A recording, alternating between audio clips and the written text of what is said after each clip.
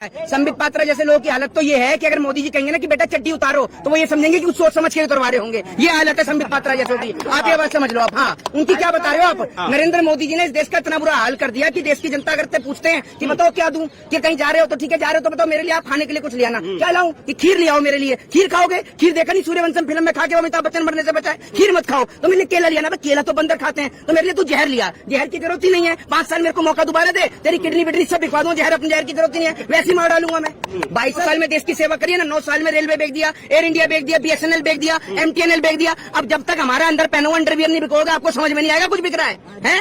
ये जो कर्नाटक में सुन लीजिए, कर्नाटक की हार के बाद आप जैसे जो भाजपाई पत्रकार है अपना मुंडन करा के ही घूम रहे हैं यहाँ पर। ये याद रखिए, ये पहचान है आप जैसे लोगों की। ये तो एक बात आप मुझे बताइए, एक पान वाला बता के चूना लगाता है लेकिन एक चाय वाला बिना बताए जनता को चूना लगा रहा है। ये समझ लीजिए आप। तो कितना विरोध धरना इसलिए लगातार जारी है ना क्योंकि और आप लोगों को तो कोई फर्क पड़ता नहीं है। क्योंकि फर्क आप लोगों को इसलिए नहीं पड़ता क्योंकि आपके घर से कोई बहन बेटी यहाँ नहीं बैठी है। जिसके परिवार की और जिसकी बहन बेटियां यहाँ बैठी हैं उनसे पूछिए। अगर यहाँ आपकी बहन बेटी होती तो आप ये कहते कि उसने इस्तीफा दे दिया तो घर चले जाओ अपने। एक बात आप मुझे बताइए, आज इस देश का दुर्भाग्य है, इस देश का दुर्भाग्य कि इतनी संगीन मामलों में जब मुकदमा दर्ज होता है, पॉक्सो एक्ट के तहत मुकदमा दर्ज होता है तो पुलिस गिरफ्तार तक नहीं करती है कि व्यक्ति को। क्यों?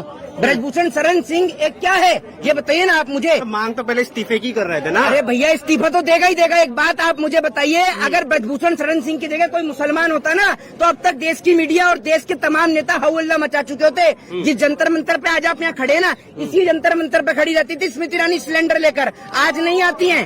पार्लियामेंट से 2 मिनट की 3 मिनट की दूरी है जंतर मंतर की। ना तो आज यहाँ स्मृति ईरानी आती है, ना नरेंद्र मोदी जी आते हैं। मोदी जी दुनिया भर में मन की बात कर लेते हैं, लेकिन खिलाड़ियों के मन की बात क्यों नहीं करते? जरा सवाल का जवाब दीजिए आप मुझे। क्या है नेताओं का काम इस देश में? सिर्फ देश को लूटना यही नेताओं का काम है? सेवा करना कह रहा है मोदी सरकार कर रही है। कौन सी देश की सेवा करते हैं नरेंद्र मोदी जी, बताइए। आज सुबह से ट्रेंड चला रखा है कि 9 साल में मोदी जी ने देश की सेवा करी है। हाँ, 9 साल में देश की सेवा करी है ना। 9 साल में रेलवे बेच दिया, एयर इंडिया बेच दिया, BSNL बेच दिया, MTNL बेच दिया। अब जब तक हमारा अंदर पेनो अंडरवियर नहीं बिकोगा आपको समझ में नहीं आएगा कुछ बिक रहा है?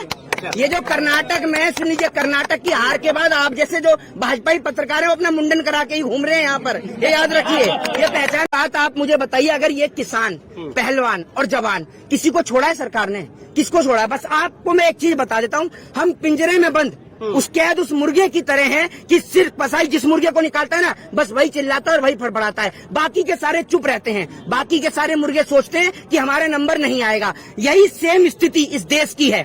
जिसके ऊपर बात सुन लीजिए, जिसके ऊपर बात होती है सिर्फ वही बोलता है। इस देश के अंदर अगर लोग एक दूसरे के साथ खड़े होने लग जाएं तो इस देश की ये स्थिति ना हो, देश के अंदर लोग मजबूरी ना हो। आज एक बात मुझे बताइए, अगर ब्रजभूषण शरण सिंह की जगह पर अगर कोई एक आम व्यक्ति होता या कोई मुसलमान होता तो अब तक कब का गिरफ्तार हो चुका होता और फांसी के फंदे पर लटक गया होता। इनकी पार्टी के नेता सारे तो बलात्कारी हैं, सब चोर डकैत लुटेरे हैं।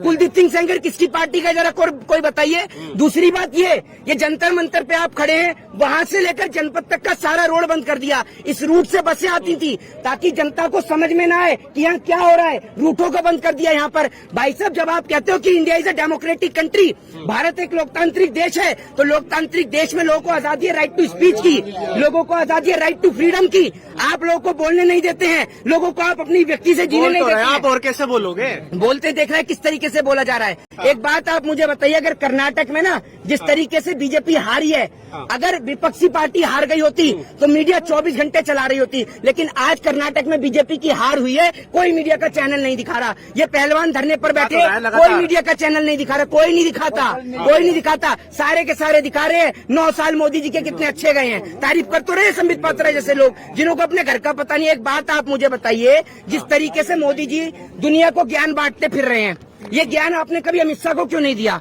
मोदी जी दुनिया को ज्ञान बांट रहे हैं ना कि भैया अपने बच्चों से पकोड़े तलवाइए। तो एक काम करिए, जो अमित शाह जी का बेटा जैसा है उसको बोलिए BCCI के बाहर में जो है पकोड़े की ठेली लगा के ही खड़ा हो जाए। वो क्यों नहीं लगाता पकोड़े की ठेली? मुख्यमंत्री शिवराज सिंह चौहान से बोलिए अपने बेटे से पकोड़े की ठेली लगवाए। भाई साहब, पकोड़े की ठेली लगाने का जिम्मा क्या इस देश के गरीब बच्चों ने ले लिया है? एक बात आप मुझे बताइए, हर 6 महीने में सरकार कोई एक ऐसा बवाल खड़ा कर देती है कि जो देश के जो जवान हैं, जिन्हों का काम है देश के सरहदों की सुरक्षा की हिफाजत करना, वो अपने ही देश के लोगों पर मजबूर हो जाते हैं लाठी और डंडे भाजने के लिए।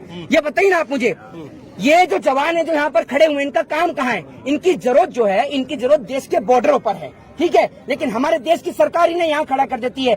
आप जितने भी जवान यहाँ मौजूद हैं, सबको आप एक एक करके सबका नाम और पता ले लीजिए। अगर आपको एक सिंगल जवान भी किसी नेता का बेटा नजर आ जाए ना, तो आप जो कहें वो मैं करने के लिए तैयार हूँ। ये